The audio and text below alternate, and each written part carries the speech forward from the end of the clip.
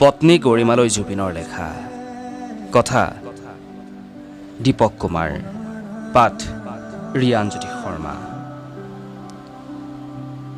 গৰিমা, তুমি কিয় কান্দি আছা? থেত আকৰিজনী, তুমিচোন জানাই মই যে আকাশত উৰি ভাল পাওঁ আৰু সাগৰৰ তলিত শুই ভাল পাওঁ।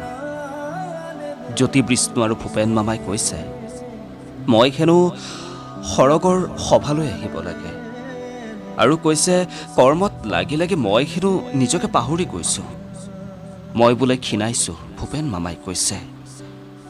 মোক বহুত গালি পাৰিছে, কিয় জানানে? মই যে মঞ্চত গান গাই কেতিয়াবা শুই যাওঁ। মোক যে তেতিয়া কোনোৱে মদাহী বুলি কয়। তেতিয়া বোলে তেওঁলোকে বৰ লাজ পায়। গৰিমা, মই শুনিছোঁ আমাৰ ঘৰৰ সন্মুখত হেনো লোকাৰণ্য হৈছে। সেইবোৰ কোন জানানে? ক'বলৈ বেয়া যদিও কওঁ শুনা, সেইবোৰ জুবিন পাগল। সিহঁতে মোৰ দৰে কাকো খাতিৰ নকৰে। মোৰ দৰে সিহঁতৰ কোনো জাতি নাই, কোনো ধৰ্ম নাই। পাৰিলে সিহঁতক বুজাবা, গালি নাপাৰিবা দেই, নহ'লে মই বৰ দুখ পাম। আজি গোটেই অসম বন্ধ হৈ পৰিছে।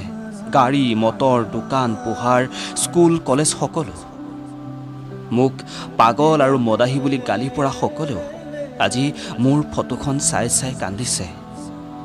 হিন্দু মুছলমান সকলোৱে মোৰ প্ৰতিচ্ছবিৰ সন্মুখত মম চাকি জ্বলাইছে। মা আৰু জংকীয়ে এইবোৰ চাই চাই মোক সাৱটি ধৰিছে। গৰিমা, তোমাক এৰি ছিংগাপুৰলৈ আহিলোঁ। তুমি নথকাৰ সুযোগ লৈ সাগৰত সাঁতুৰিলোঁ। তুমি থাকিলেতো নোৱাৰোৱেই, সেয়ে সাঁতুৰিলোঁ। কিছু সময় সাঁতুৰি ভাগৰি পৰিছিলোঁ। এবাৰ নাওখনত উঠিব চেষ্টা কৰিছিলোঁ, কিন্তু নোৱাৰিলোঁ, পৰি গ'লোঁ পানীত। মই বন্ধুকেইজনক মাতিছিলোঁ, সম্ভৱতঃ সিহঁতে নুশুনিলে। তেতিয়া তোমালৈ বৰ মনত পৰিছিল, কিন্তু মই চিঞৰিব পৰা নাছিলোঁ, যাৰ বাবে সাগৰৰ দলিচাতে শুই পৰিলোঁ। লগে লগে মোক মা, জংকী আৰু ভূপেন মামাই লৈ আহিল। ইয়াত আহি আচৰিত হ'লোঁ। জয়ন্ত দা, দীপালী বা, খগেন খুৰা, অৰ্চনা বা সকলোকে লগ পালোঁ। ভিতালীয়েতো মোক দেখি আনন্দতে সাৱটি ধৰিছে। তুমি চিন্তা নকৰিবা, কেইদিনমান অপেক্ষা কৰা মাথো।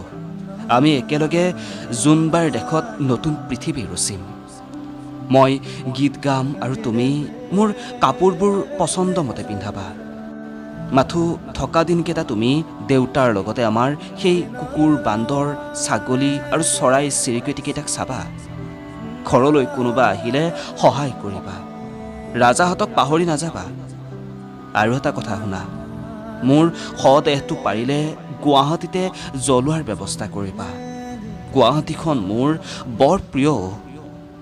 তোমালৈ আকৌ অনুৰোধ, কান্দি নাথাকিবা দেই। মই কিন্তু বহুত বেয়া পাম।